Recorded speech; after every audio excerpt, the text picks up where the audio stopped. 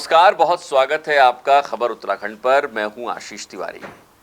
मेहमान of the week में आज हम लेके आए हैं एक और ख़ास मेहमान आपके बीच में। डॉक्टर राकेश भट्ट जी हमारे साथ हैं, संगीत अकादमी पुरस्कार से सम्मानित हैं और भी बहुत सारी खूबियां हैं जिसका जिक्र हम करेंगे। सबसे अहम ये है कि उत्तराखंड के जो पारंपरिक लोग कह लें कि नाट्य है, उसको लेकर संरक्षित करने का काम कर रहे हैं और बहुत लंबे समय से कर रहे हैं।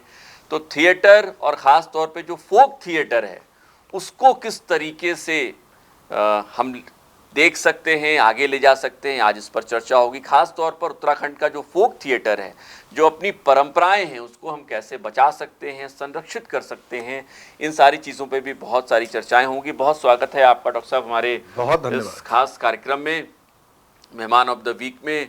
और शुरुआत आपसे यही पूछना चाहेंगे कि आप रुद्रप्रयाग से आते हैं और जैसा अभी हम थोड़ी देर पहले ही चर्चा कर रहे थे, आपने बताया कि बचपन से ही थिएटर का शौक था। तो ये ट्रिगर कैसे हुआ कि थिएटर में जाना है या फिर थिएटर की ओर बढ़ना है? क्योंकि आम तौर पर बचपन में बहुत सारे और सपने होते हैं, थिएटर की ओर जाना। धन्यवाद आशीष जी। इस चर्चा में मुझे निमंत्रण देने का मैं पहले तो शुक्रिया आपका दूंगा और पूरे परिवार का आपका। आपने ये जो सवाल किया है कि बचपन में बहुत से सपने होते हैं, तो मैं ये कहूँगा कि बचपन के सपनों में एक सपना ये भी था कि कला हो, साहित्य हो, संगीत हो। चूँकि हमारे पारिवारिक पृष्ठभूमि में कुछ ऐसा पहले से चल रहा था। अच्छा। वो चाहे मेरे पिताजी के स्तर पर हो, मेरे दादाजी के स्तर पर हो, हमारी दादी जी, छोटी दादी वो आज भी हैं, वो भी समय समय पर जागर गाती हैं, मांगल गाती हैं, लोकगीत गाती हैं। तो उनसे सुन करके समझने की हमने कोशिश की।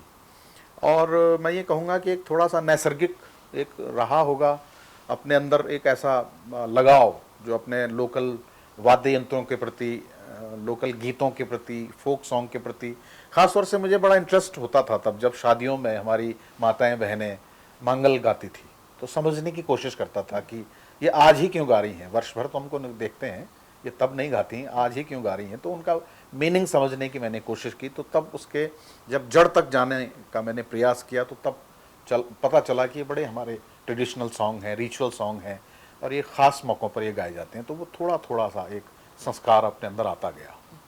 तो ये समझ लीजिए बचपन इस तरह से हमारा इस तरह से शुरू हुआ और ऊपर वाले ने थोड़ी सी ऐसी कोई स्किल भी दी है कि गा लेता हूँ।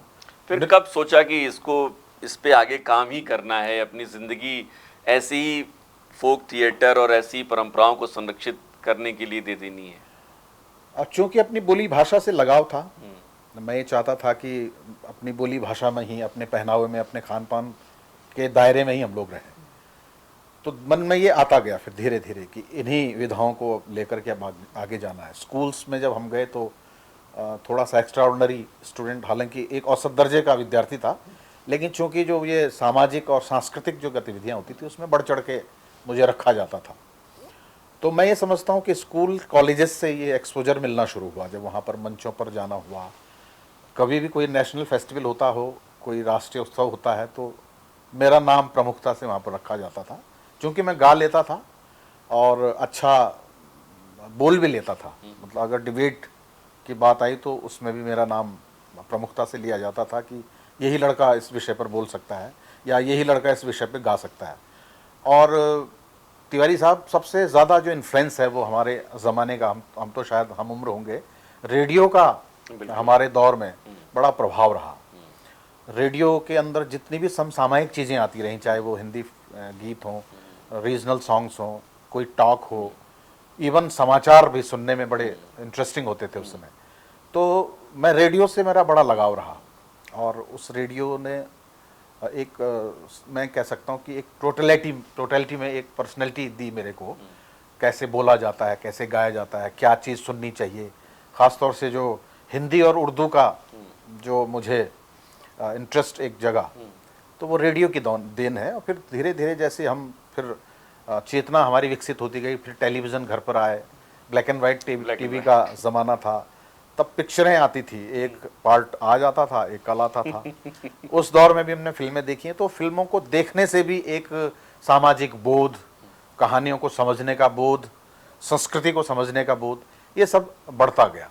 और वैसे वैसे स्कूलिंग होती गई, कॉलेजेस होते गए। अच्छा, ये सब रुद्रप्रयाग के आसपास हो रहा था, रुद्रप्रयाग में जी हो जी रहा जी था? जी जी, क्योंकि मेरे पिता सरकारी सेवा में थे, तो उनका ट्रांसफरेबल जॉब था। कभी हम रुद्रप्रयाग रहे, कभी हम एक जगह बहुत सुदूर है, थराली, अच्छा, थराली। मुझे याद आता है। तो मुझे ये कहने में कोई संकोच नहीं कि जो चेतना जो विकसित होती है ना बालपन की, जो बाल मन में जो चीज़ें छोड़ती हैं, वो रेडियो कि सुबह सुबह वो सुबह सवेरे के गीत सुनना, वो तलत महमूद के, वो के.एल. सहगल के गीत सुनना, फिर मोहम्मद रफ़ी के गीत सुनना, और धीरे धीरे ये जो सुबह जो सॉन्ग आते थे, मैं आज ये भी कह सकता हूँ कि मुझे हज़ारों ऐसे गीत याद हैं जिनका मैं म्यूजिशियन बता सकता हूँ, जिनके लिरिसिस्ट बता सकता हूँ, जिनके सिंगर्स बता सकता हूँ, जिनके फिल्में बता सकता हूँ।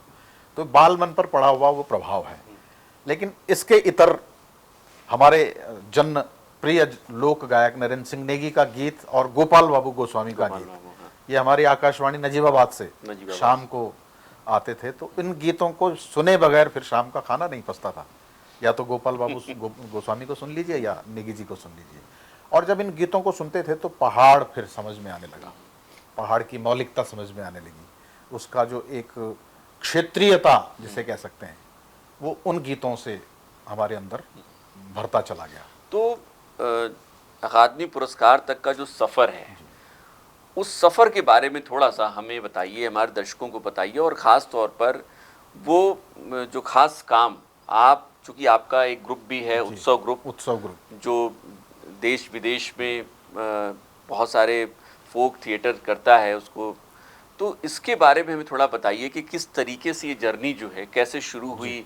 फिर जैसा हम जिक्र कर रहे थे कि बगड़वाली और पांडवानी, जो ये पांडवों के नृत्य हैं, उन सारी चीज़ों पे कब काम शुरू किया, कैसे शुरुआत हुई? हाँ, ये थोड़ा कहानी थोड़ा लंबी होगी, लेकिन बिल्कुल, हमारे पास पूरा वक्त है। संक्षेप में अगर मैं इसको समेट सकूं तो मैं कोशिश करता हूं। जब मैंने कहा कि मैं बचपन हमारा सांस्कृतिक माहौल में पला बड़ा हूँ, मैं जिस गांव का हूँ उस गांव का नाम मंगोली, खीमट के पास में है। मंगोली गांव में जिस घर में हम रहते थे, वो घर एक तरह का पंचायती घर था। पंचायती घर से मतलब ये होता है कि वो चौक आंगन जो होता है वो पंचायती आंगन था हमारा, यानी जहाँ वहाँ पर वो सामुदायिक हमारी जो भी क्रियाकलाप होते थे, सांस्कृतिक क्रियाकलाप होते थे, यानी हमारे परिवार को ये माना जाता था कि इस गांव की ये लीडरशिप इनके पास रहेगी। तो वहाँ पर वर्ष में जैसे बगड़वाली का आप जिक्र कर रहे हैं वो होती थी। गांव में हमारे बेड़े परंपरा के लोग आते थे, जिन्हें बादी परंपरा कहते हैं। अच्छा। अब तो वो लुप्त हो गई हैं। तो हमारे आंगन में उनका नृत्य होता था, पांडव नृत्य हमारे आंगन में होता था। तो मेरी शुरुआत अगर रंगमंच में, फोक थिएटर में कहूँ, तो मैं लगभग 5 या 7 वर्ष का रहा हूँगा। तो श्री कृष्ण का पात्र मुझे बनाया गया। अच्छा। क्योंकि मैं थोड़ा सा खिलंदड़ रहा हूँगा बचपन में, नाचने गाने वाला, और बड़ा खुला मेरा बचपन से ही मेरा स्वभाव रहा। तो ऐसा सब देख करके मेरे परिवार वालों ने मेरे पे मुकुट पहनाया, कॉस्ट्यूम पहनाया और कहा कि पांडवों के साथ नाचना शुरू करो। तो कुछ उन दिनों तो मैं कृष्ण के औरा में रहा, और आप समझ सकते हैं कि बाल मन में एक कृष्ण का प्रभाव। तो एक क्या कह सकता हूँ तिवारी साहब, वो जो सांस्कृतिक बोध है वो वहाँ से शुरुआत हुई। हमारे यहाँ फूलदेही का उत्सव होता है, उसको घोगा माता कहते हैं। हमारे यहाँ बच्चे एक डोली बनाते हैं, घोगा बनाते हैं, और वो देहरी पर फूल डालते हुए और फिर अन्न धन्य लेते हैं प्रसाद के रूप में। उसका भी मैं लीडर हुआ करता था। तो ये जो घटनाएं थी, मतलब उत्तरोत्तर क्या है कि वो सांस्कृतिक गुण पैदा होते गए, उन गीतों को सीखने की, उन मूवमेंट्स को सीखने की कोशिश की। और धीरे धीरे जब बड़ा हुआ तो स्कूल कॉलेजेस में इसी तरह के प्रोग्राम हमने तैयार किए। जब मैं गढ़वाल विश्वविद्यालय श्रीनगर में आया, तो क्योंकि थोड़ी सी वो परिपक्वता आ चुकी थी बचपन से और टीन एज तक, तो कल्चरल इवेंट में मैं प्रमुखता से रहा। गढ़वाल विश्वविद्यालय के तमाम जितने इम्पोर्टेंट इवेंट्स होते थे उसमें लीडरशिप करी, और कोशिश करी कि अपने फोक थिएटर को, चाहे वो फोक सॉन्ग हो, फोक डांसेस हों, फोक प्लेज हों, वो प्रमुखता से हमने रखे। और गढ़वाल विश्वविद्यालय को पहली बार, मैं ये कहने में मुझे संकोच नहीं है, ये बोध हमने करवाया कि अपनी हमारी सांस्कृतिक विरासत कितनी लंबी चौड़ी है। वहाँ पर कुछ महनीय लोगों से मेरी भेंट हुई, जिसमें एक प्रमुख नाम है प्रोफेसर D.R. पुरोहित। वो उनकी अपनी एक संस्था शेलनेट, जो श्रीज डोभाल जी उसको रन कर रहे थे, उसमें पुरोहित साहब मुझे उस संस्था में ले गए और वहाँ कुछ लोगों से उन्होंने मुलाकात करवाई, जिसमें उनका नाम मैं जिक्र करना बहुत अपना दायित्व समझता हूँ। जैसे डॉक्टर प्रकाश नौटियाल हैं, विमल प्रसाद बहुगुणा एक बहुत बड़े वरिष्ठ रंगकर्मी हैं, हमारे NP सिंह साहब थे। इन लोगों का एक बड़ा एस्टैब्लिश ग्रुप था, जो सुरेश डोभाल एक थिएटर पर्सन है, हमारे उत्तराखंड के NSDN है, उन्होंने एस्टैब्लिश किया था 80 के दौर में। तो 90 के दौर में जब मैं गढ़वाल विश्वविद्यालय जाना हुआ तो उस ग्रुप से जुड़ा। तो वहाँ उस दौर में वो लोग हिंदी थिएटर कर रहे थे। जैसे मैं अंधा युग में मैंने भाग लिया, एक और द्रोणाचार्य और खजुराहो के शिल्पी, कथा शकार की, ये मुझे कुछ नाम ऐसे याद आ रहे हैं जो लगातार हिंदी प्ले कर रहे थे। एक अचानक सा एक ट्विस्ट जब आया पुरोहित साहब के नेतृत्व में, उनका चूंकि मेरे से पहले फोक थिएटर का उनका अपना एक उनकी अपनी एक दुनिया बसाई हुई थी अपने मन में, काफी काम किया हुआ था उन्होंने। तो मुझे उनके काम को बहुत नजदीक से देखने का अवसर मिला। अब चूंकि एक बीज था अंदर, जो फोक एलिमेंट जिसे कह सकते हैं, उस बीज को अंकुरित किया उन्होंने। उस काम से मैं इतना प्रभावित हुआ कि मैंने कहा, सर इस काम से अगर आप हमें भी जोड़ दें तो एक पौधा हमारे नाम का भी। तो फिर उनके साथ जुड़े, तो उनका जो काम था उस काम से जुड़ा। तो उनका एक लिखा नाटक था नंदा राजजात पर। नंदा राजजात हुई थी 2000 में, उस यात्रा में हम लोग भी गए थे। तो मैं तिवारी साहब में कहूँ, जब उस यात्रा में हम लोग गए तो असल मायनों में मैंने अपने फोक को तब बहुत करीब से देखा, करीब से पहचाना, उनकी संवेदनाओं को, उनकी चेतनाओं को, उनके लोक गीतों को, उनके जागरों को। और हजारों हजार महिलाएं जिस तरह से नंदा देवी की डोली को विदा करते हुए रो रही हैं, अश्रुपूरित विदाई जब हो रही है। और ऊपर जब हम होमकुंड तक पहुंचे तो वहां भी 10,000 लोग जुटे। तो ये कोई ना कोई एक ऐसा जुड़ाव तो है लोगों का उस फोक के प्रति। और वहां पर वास्तव में मुझ जैसा व्यक्ति भी वहां पर अपने आंसू नहीं रोक पाया। मुझ जैसा क्यों?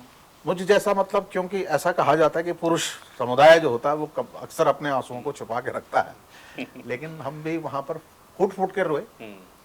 और वो जो रोना था, तो वो उसने ये प्रतिबद्धता अपने अंदर सिद्ध कर दी कि इस फोक को समझना है, इस लोक को समझना है। जहां से एक मतलब मैं कह सकता हूं कि यात्रा आपकी कहें कि अब एक कमिटमेंट शुरू हुआ। और जब वापस आया तो हमने ये नाटक किया, और उस नाटक को हजारों लोगों ने देखा।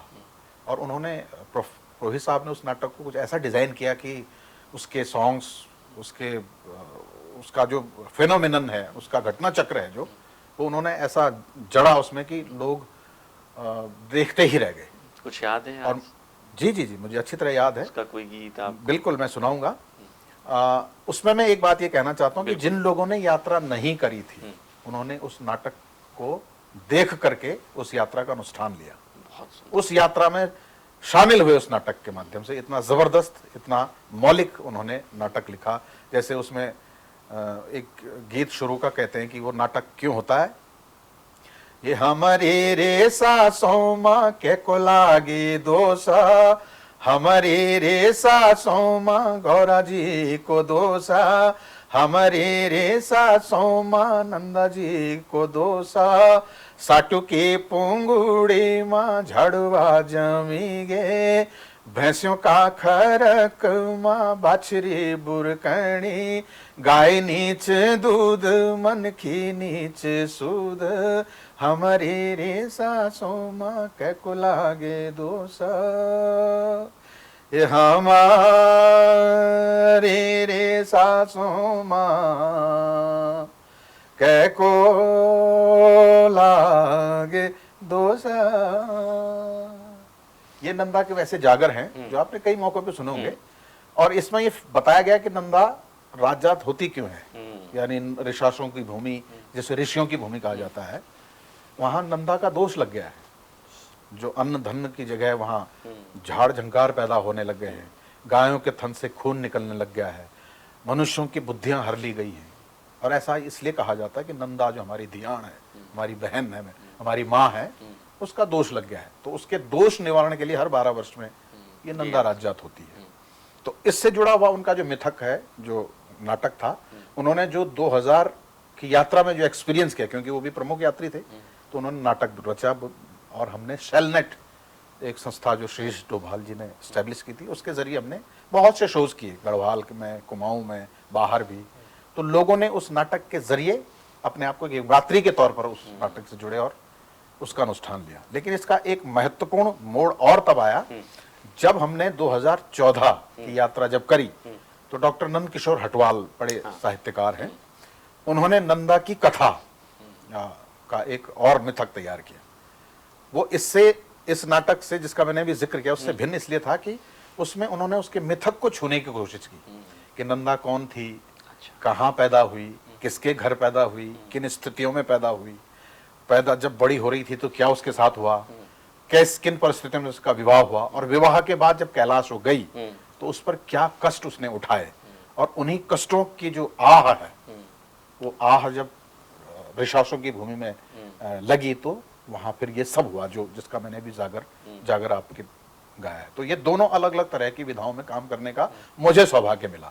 और तिवारी साहब, ये बताने में मुझे बहुत खुशी है कि हटवाल साहब के इस शो को हमने 1000 बार बहुत मंचित कर लिया है। बहुत बढ़िया। और ये एक माइलस्टोन है और अभी भी ये लगातार हो रहा है।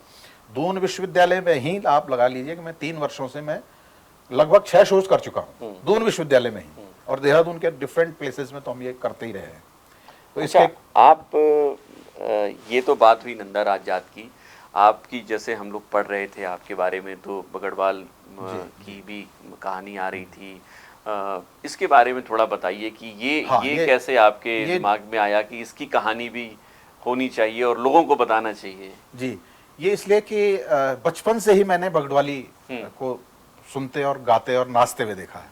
जैसे हम पैदा हुए, हमने जैसी होश संभाला, तो जगह जगह हमारे गांव के आसपास, अगल बगल के गांव में ये बगड़वाल कहते थे कि बगड़वाल नाच रहे हैं।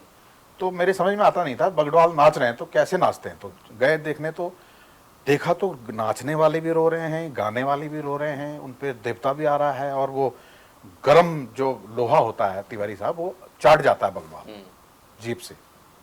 तो इस मिरेकल को समझने की मैंने जब कोशिश करी, तो इसका जब कथानक मिलता है, तो अगर आप गढ़वाल का इतिहास पढ़ें, बहुत से लोगों ने इसका उल्लेख किया, चाहे गोविंद चातक को आप पढ़िए, हरिदत्त भट्ट शैलेश को पढ़िए, शिवानंद नौटियाल जी को पढ़िए, शिव प्रसाद नैथानी जी को पढ़िए, तो लगभग मिला जुला जो समग्र जो कहानी कथा है, वो इस तरह की 17वीं शताब्दी में, जब गढ़वाल की राजधानी, जब उत्तरकाशी के पास में एक बगोड़ी, टिहरी नरेश मानशाह का आपने जिक्र सुना होगा, तो तब ये गढ़वाल एक हुआ करता था। मानशाह के समय में 17वीं शताब्दी में उसका एक सेना नायक था, उसका नाम जीत सिंह पंवार था। तो जीत सिंह पंवार के बारे में कहा कि अद्वितीय पुरुष था, अपने आप में सुदर्शन पुरुष था, संगीतज्ञ था, वीर था, योद्धा था, भड़ था। उसकी इन पूरी खूबियों के साथ में मानशाह ने उसको अपना एक टुकड़ी का सेना नायक बना दिया था। उसे भड़ भी हमारे गढ़वाली में कहा जाता है, भड़ बना दिया।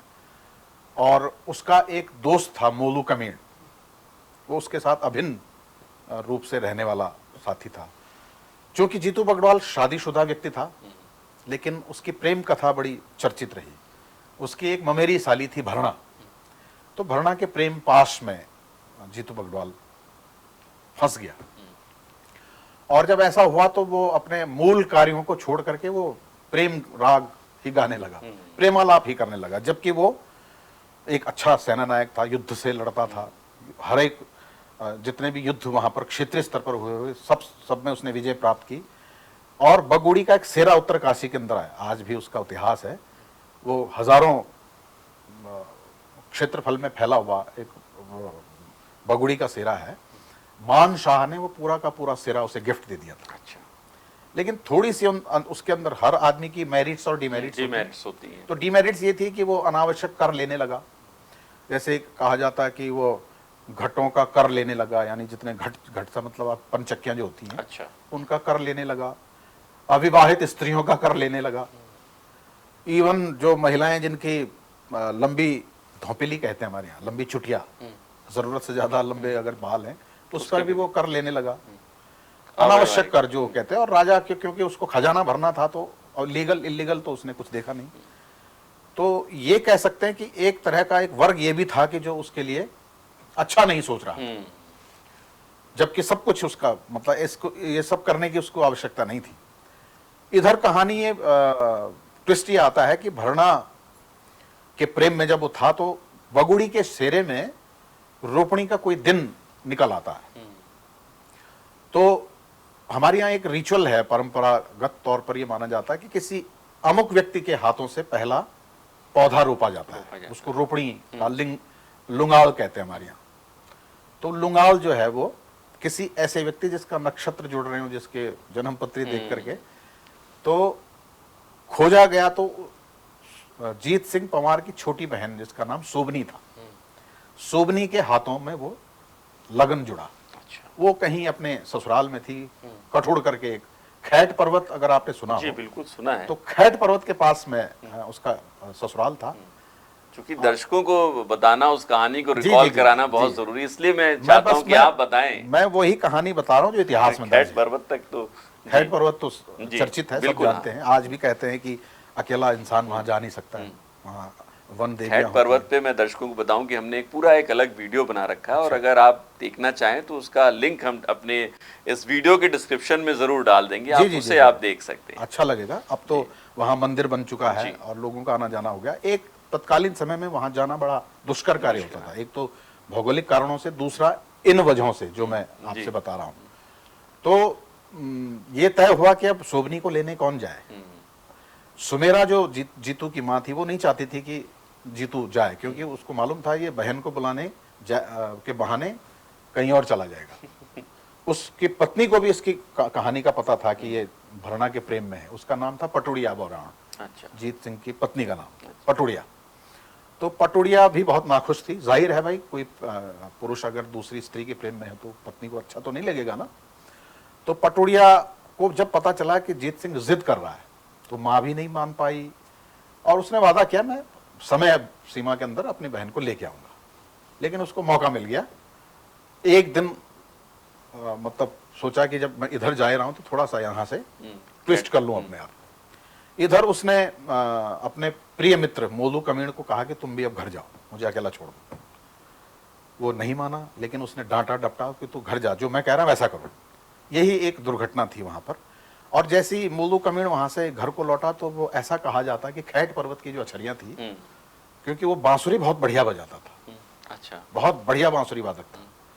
तो जब बांसुरी बजी तो बांसुरी पर तो कोई भी मोहित हो जाता। आज भी आप जंगलों के बीच अगर बांसुरी बजाएं तो कहा जाता है कि आप ठीक ठाक घर नहीं आ पाएंगे, फिर पूजा पाठ तो करनी पड़ेगी। तो बांसुरी बजा करके वो जो खैट की अछरियां थी वो जागृत हुई तो उसको घेरा। और जैसा कि वहां पर एक नियम है उस खैट पर्वत का कि अगर अछरियां आपके पास आ गई तो उनके साथ आपको जाना पड़ेगा, यानी मृत्यु निश्चित है।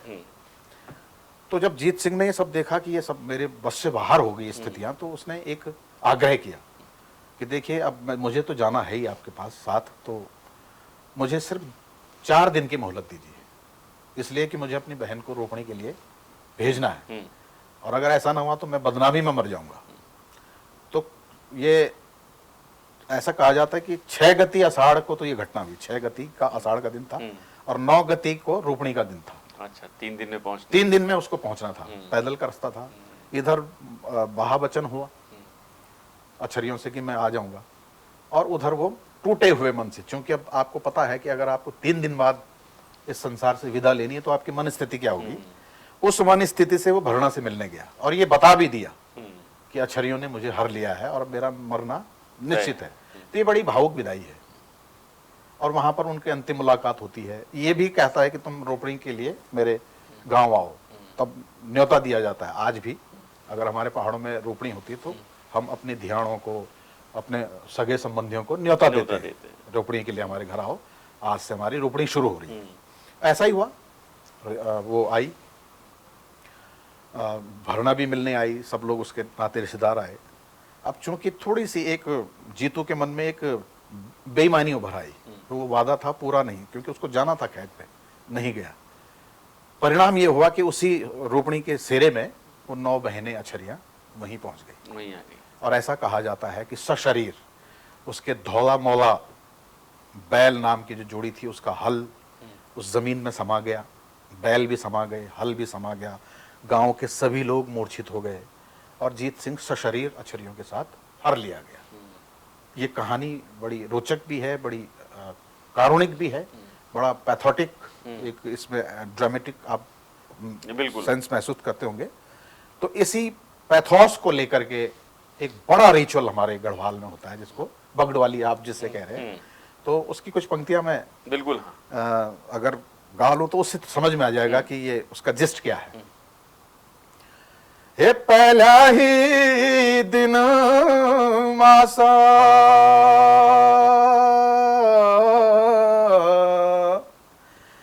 हे भमाण ऋतु आंदी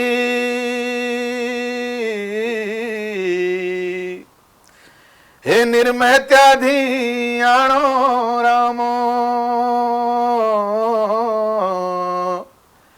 एक साथ माझ बैठी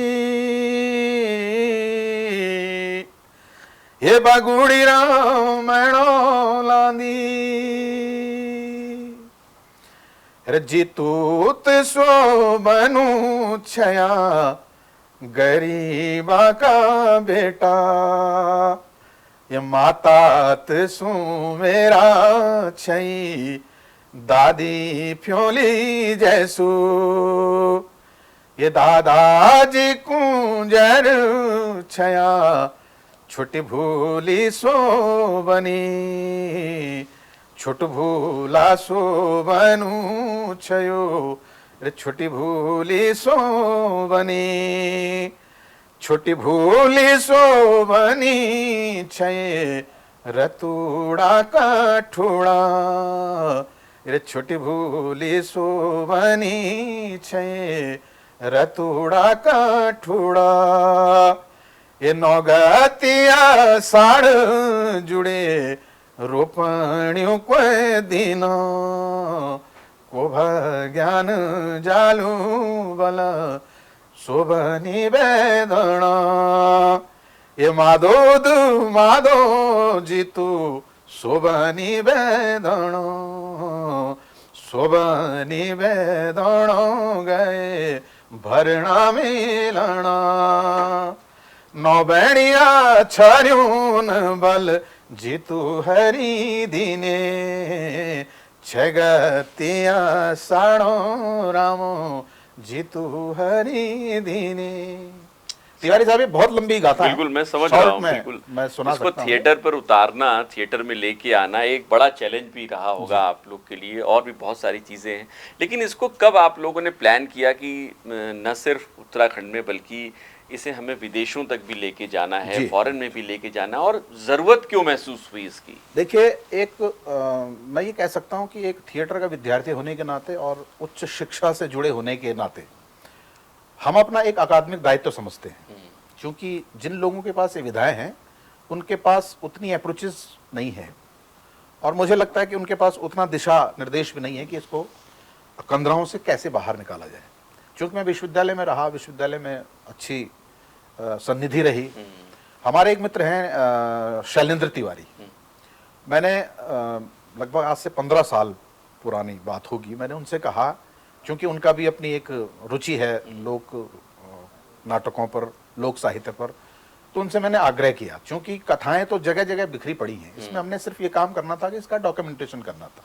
कहानी, जैसे मैंने आपको कहा, कहानी तो किताबों में है, हमारे श्रुतियों में है, तो उस कहानी को कलेक्टिवली उन्होंने एक स्क्रिप्ट का फॉर्म दिया, और मुझे लगता है कि ये वर्ष 2007 या 8 का समय रहा होगा जब हमने इस नाटक पर काम किया। विश्वविद्यालय में कार्यशाला की, परंपरागत इसमें बाजगिरी बुलाए, परंपरागत गायक बुलाए, क्योंकि थोड़ी बहुत विधाएं मुझे भी इसकी गायन की पता है। तो विश्वविद्यालय के छात्र छात्राओं और टीचर्स के साथ हमने ये प्रोडक्शन जब तैयार किया और जब स्टेज पर किया तो ये बहुत लाइमलाइट हुआ, अखबारों में आया, आपके मीडिया में आया, और पहली बार लोगों ने जाना कि खेतों में गाए जाने वाली बगड़वाली बहुत सामान्य नहीं है, उसका तो इतना बड़ा कैनवास है।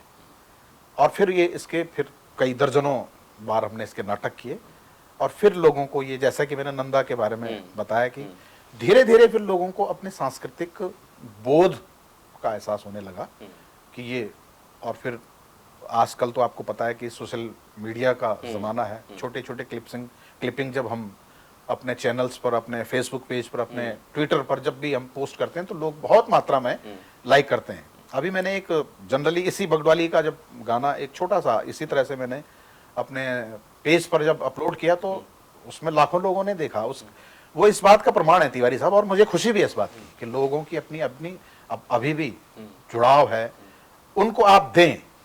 अब जब आप देंगे डिलीवरी नहीं, जरूरी है। जब आप देंगे नहीं तो लोग फिर समझेंगे भी कहाँ से, और फिर उनके पास सामग्री भी कहाँ से आएगी।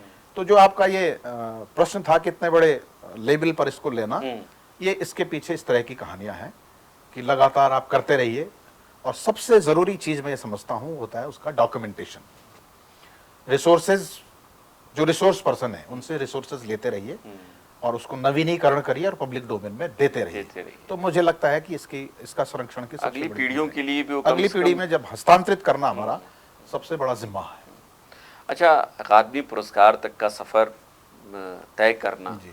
बहुत बड़ी बात है कि आप अकादमी पुरस्कार से सम्मानित हैं। इसके बाद महसूस होना तो मुझे लगता है कि सवाल बेहतर नहीं होगा। मुझे लगता है कि ये सवाल आपसे पूछा जाना चाहिए कि जिस विधा को लेकर आप चल रहे हैं, अब अकादमी पुरस्कार जब मिलता है उसके बाद जिम्मेदारी और बढ़ जाती है। मुझे लगता है मैं आज आपसे बहुत निसंकोच होकर के भी कह सकता हूं इस बात को कि जिस दिन से ये अकादमी पुरस्कार मेरे कंधों पर आया है, कंधों पर मैं इसलिए कह रहा हूं कि वो पुरस्कार से पुरस्कार नहीं, वो जिम्मेदारी का नाम है, तो मैं एक थोड़ा सा दबाव भी महसूस कर रहा हूं। अभी तक तो मैं उन्मुक्त होकर के काम कर रहा था, लेकिन अब मेरी जिम्मेदारियां मुझे लगता है कि 10 गुना 20 गुना या 100 गुना ज्यादा बढ़ गई है। अब मैं प्रामाणिकता के साथ काम करना चाहता हूं। अब मैं छेड़ फिर उन विधाओं पर जाना चाहता हूं जो छूट गई हैं मुझसे और जिनको अभी लाया जाना बाकी है। जिसमें से मैं प्रमुख काम ये समझता हूं कि हमारी जो बोली भाषा है, जो अभी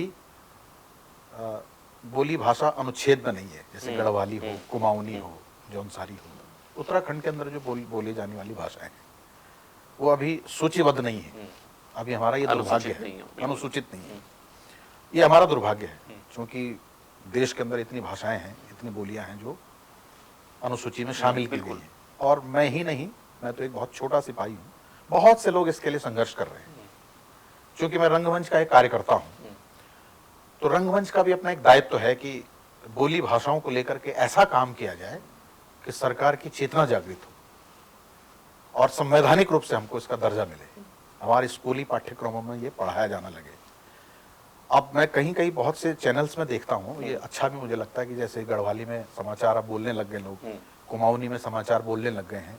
और मैं आपको एक और जो मेरी निजी रूप से जो खुशी है वो साझा करने में मुझे खुशी होगी कि दून विश्वविद्यालय के अंदर भी प्रोफेसर सुरेखा डंगवाल जो हमारी कुलपति हैं, उन्होंने एनईपी के तहत, नॉन न्यू एजुकेशन पॉलिसी के तहत रीजनल लैंग्वेजेस के भी कोर्सेज शुरू किए हैं। और तिवारी साहब, पहले बैच में हमारे पास 80 स्टूडेंट जो नॉन गढ़वाली, गढ़वाली तो है ही, उसमें 50% नॉन गढ़वाली जो यूपी के, बिहार के, छत्तीसगढ़ के, ये स्टूडेंट गढ़वाली सीखना चाहते हैं। और अभी जब मैंने उनका पेपर सेट किया तो बड़ा इंटरेस्टिंग, उनको बड़ा इंटरेस्ट आया और व्यक्तिगत रूप से भी उन्होंने कहा कि गढ़वाल की भाषा में इतना लालित्य है, इतना माधुर्य है, इतनी मीनिंगफुल है, लेकिन अभी संघर्ष इतना है कि उसको हम अनुसूची में लाने की कोशिश करें। एक तो मुझे लगता है कि एक काम हमारे जिम्मे ये आया है। दूसरा है कि अभी भी बहुत से ऐसे विधाएं हैं जो हमारे ठेठ रिसोर्स पर्सन के पास हैं, वही है अभी, वो हैं, लेकिन अभी डॉक्यूमेंटेशन नहीं हुआ है। नहीं हो पाया उनका। और डॉक्यूमेंटेशन अगर समय पर नहीं होगा तो वो हम एक नुकसान झेलेंगे, इसलिए क्योंकि वो उम्र दराज है, अपने साथ वो अपनी विधाओं को ले जा रहे हैं। बहुत सी, जैसे आप बगडवाली कह रहे हैं, तो बगडवाली जानने वाले चंद मुट्ठी भर लोग हैं गढ़वाल के अंदर या दूसरे और क्षेत्रों में, और वो उम्र दराज हैं, बीमार हैं, रुग्ण हैं। अब वो मन से, चित्त से उस विधा को नहीं कर पा रहे हैं। हमारा, आपका या जो पढ़े लिखे समुदाय के लोग हैं, उनका दायित्व उन तक पहुंचे, सरकार का दायित्व उन तक पहुंचे, उनका अभिलेखीकरण करें, क्योंकि ये अभिलेखीकरण जब तक नहीं होगा तो ये नई पीढ़ी तक हम नहीं ले जा पाएंगे। ठीक है, उसके बाद आप उसका अंग्रेजी अनुवाद करें, उसका दूसरी भाषाओं में अनुवाद करें, लेकिन उसका मौलिक तो रहेगा ना। तो एक दायित्व तो मुझे लगता है कि अगर सरकारी स्तर पर, विश्वविद्यालय स्तर पर, दूसरे अन्य स्तर पर मुझे ये सहायता मिलती है तो सबसे प्रमुख काम मैं अपने दायित्व में इसे शामिल करना चाहूँगा। और फिर जब विधाएं हमारे पास आती हैं तो निश्चित रूप से फिर परिष्कृत होती हैं, एक अकादमिक समाज में परिष्कृत होती हैं, और जब उनका परिष्करण होता है तो इसी तरह से लोग उसका आनंद लेते हैं, जैसा मैंने अभी आपको पूरा लबो-लबाब बताया है। आखिर में चूंकि समय काफ़ी हो गया है, तो एक सवाल आपसे आखिर में कि जिस संघर्ष की बात अभी आप कर रहे थे, जब हम नई पीढ़ी की ओर बढ़ रहे होते हैं, जो आप पुरानी पीढ़ी से ले रहे हैं, उसका डॉक्यूमेंटेशन कर रहे हैं और उसको नई पीढ़ी को हस्तांतरित करेंगे आने वाले समय में, नई पीढ़ी को हस्तांतरित करने में क्या कोई संघर्ष है? उनकी रुचि इस पूरे विषय को लेकर कितनी है? क्योंकि आज के दौर में जैसा हम कह रहे हैं कि सोशल मीडिया है, तो कौन बगड़वाली या फिर कौन थिएटर जाना चाहता है, कौन देखना। आजकल तो हालात ये हैं कि पूरी किताब, एक किताब को पूरा पढ़े हुए भी हमें सालों बीत जाता है। हम शायद इतना कॉन्शियस नहीं रह पाते कि ये किताब को हम पूरा ख़त्म कर पाएँ एक बार में, 2 बार में। तो ऐसे में संघर्ष दिखता है कहीं? बिल्कुल, ये बहुत ही रोचक प्रश्न आपने किया है। संघर्ष 2 तरह का है। एक तो रिसोर्सेज लेवल पे, जिन रिसोर्सेज के साथ आप आगे बढ़ना चाहते हैं वो आपके पास नहीं है। थिएटर के नाम पे, क्षेत्रीय संस्कृति के नाम पे सरकारों के पास बातें तो बड़ी बड़ी हैं, लेकिन जब लाभ लेने का जब समय आता तो वो पीछे हट जाती हैं। मैं आपको उदाहरण देता हूँ। हमारे गढ़वाल के अंदर, कुमाऊं के अंदर या जौनसार के अंदर जितने भी लोक कलाकार अपने अपने क्षेत्रों में काम कर रहे हैं, वो इस भरोसे से काम कर रहे हैं कि सरकारी अनुदान उनको मिलेगा, और सरकार उनको कहती भी है, पत्राचार होता है बाकायदा कि आप इस काम को करिए, आपको इसका इतना पैसा दिया जाएगा। लेकिन 1 साल 2 साल तक कलाकार ऑफिसेस के चक्कर काटता है। ये अकादमी पुरस्कार विजेता हमें बता रहा है, बहुत गंभीर बात है ये मैं बहुत उसको कहने में मुझे संकोच नहीं है।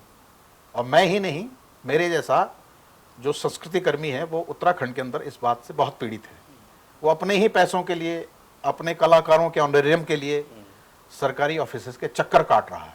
आज मेरा फाइल कहाँ तक पहुँची, मेरे कलाकार मुझे परेशान कर रहे हैं। इवन जो टीम लीडर होता है उसको तो अपने घर से देना पड़ता है और लगातार देना पड़ता है।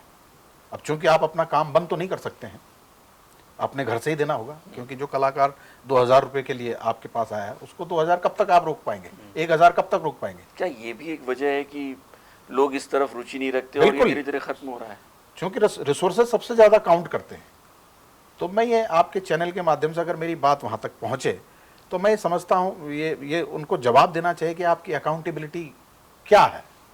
ये तत्काल रूप से इन समस्याओं का निवारण क्यों नहीं हो पाता है, ये प्रश्न का उत्तर आज तक कलाकार को नहीं मिल पाया है। और इसके इतर अगर बाहर से कैलाश खेर आते हैं, हेमा मालिनी आती है, कोई दूसरे और शास्त्रीय गायक आते हैं, उनका एडवांस चेक उनके आने से पहले उनके खातों में चला जाता है। तो ये जो डिस्पैरिटी है ये अगर ख़त्म नहीं होगी तो हमारा ये एक समाज कट जाएगा। और आज कारण ये है कि जो लोक कलाकार जो है वो दूसरा धंधा अपना रहा है रिसोर्सेज के भाव में। अगर एक लोक कलाकार है वो दर्जी का काम कर रहा है, गांव में किसी का हल लगा रहा है, किसी के कपड़े सिल रहा है, किसी की गाय चरा रहा है, या किसी का मकान की रखवाली कर रहा है, ये लोक कलाकार कर रहा है। और वो लोक कलाकार जिसने रम्माण जैसे विधा को वैश्विक पहचान दिलवाई है, जिसने पणवाणी जैसी कला को वैश्विक पहचान दिलाई है, ये उस लोक कलाकार की बात कर रहा हूँ मैं। और इस पर आंखें खोलनी होंगी। दूसरा, आपने नई पीढ़ी की बात कही, वो मानसिक संघर्ष है। नई पीढ़ी के बच्चे को आज उसके कॉन्फ्लिक्ट से लड़ना बड़ा मुश्किल है। उसको उसके अंदर ये समझ विकसित करना थोड़ा सा हमारे लिए चैलेंजिंग है कि हम अगर अपनी संस्कृति, अपनी बोली, अपनी भाषा, अपने ट्रेडिशन, अपनी परंपराओं की बात कर रहे हैं तो क्यों कर रहे हैं। एक दिन ऐसा आएगा जब आप अपनी पहचान खो देंगे। हम और आप तो उस पीढ़ी के हैं जो उतने बड़े परिवर्तन को देखा है और आज इतने बड़े परिवर्तन को देख रहे हैं, लेकिन ये हमारे बच्चे कोई परिवर्तन नहीं देख पाएंगे। ये एक रूपक हो जाएंगे, इनकी जिंदगी बड़ी मोनोटोनस हो जाएगी अगर इनकी सांस्कृतिक विविधताओं को इन्होंने अपनाया नहीं। तो हमारी कोशिशें हैं कि उनके मन मस्तिष्क में उस बीज का रोपण करें। अपनी पहचान को लेकर के जो संकट अब आप झेलने वाले हैं वो छोटी मोटी बात नहीं है, ये छोटा मोटा ये प्रॉब्लम नहीं है। क्योंकि सवाल दुनिया के अंदर आज की पीढ़ी में यही पूछा जाएगा, बेटा आप कहाँ से हो, क्या मौलिक पहचान है आपकी। तो जब ये निरुत्तर होंगे ना बच्चे, तो तब इन्हें पता चलेगा कि हमारे पूर्वज क्यों अपनी संस्कृति की पैरोकारी करते थे, क्यों उसकी वकालत करते थे, क्यों उसको बचाने की बात कर रहे हैं। और ये सिर्फ संस्कृति मनोरंजन का साधन नहीं है, ये वैज्ञानिक पद्धति हमारे जीवन की, उसमें हमारा खान पान है, हमारा आचरण है, हमारी बोली है, हमारा पहनावा है, ये पूरा सांस्कृतिक घटक है ये, और इन घटकों को हम खो रहे हैं।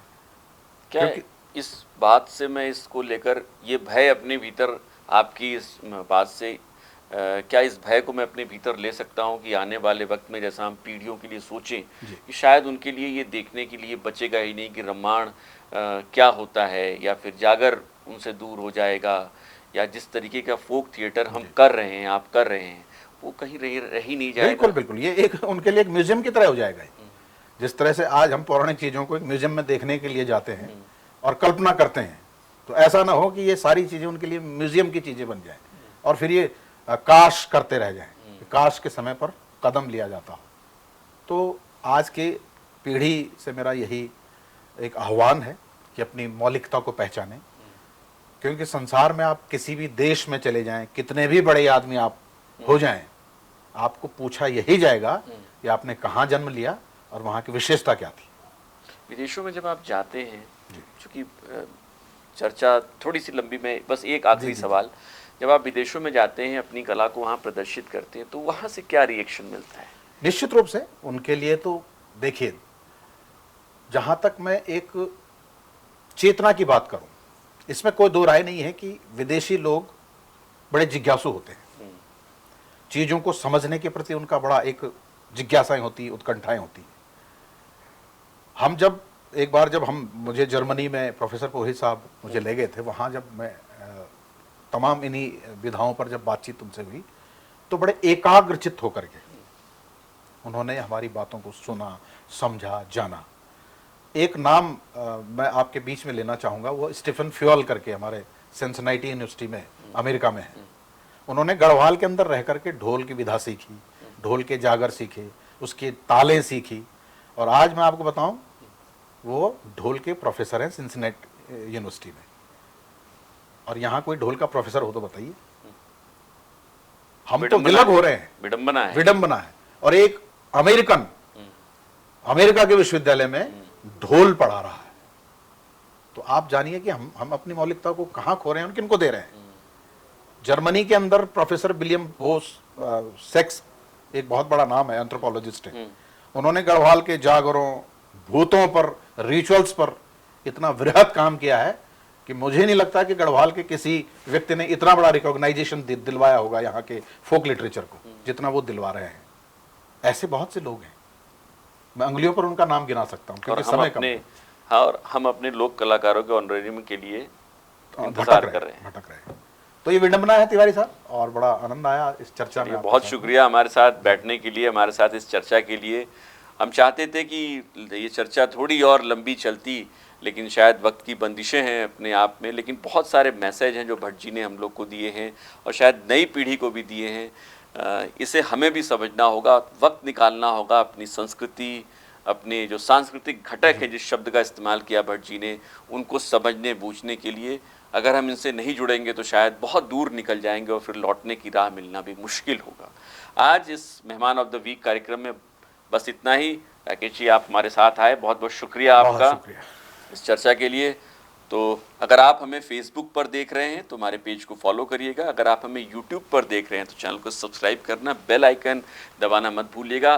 कुछ और वीडियोस हैं, बहुत इंटरेस्टिंग हैं, उनको भी देखने में आपको अच्छा लगेगा। उसके लिंक हम डिस्क्रिप्शन में डाल रहे हैं, उन्हें भी ज़रूर देखिएगा। नमस्कार। नमस्कार।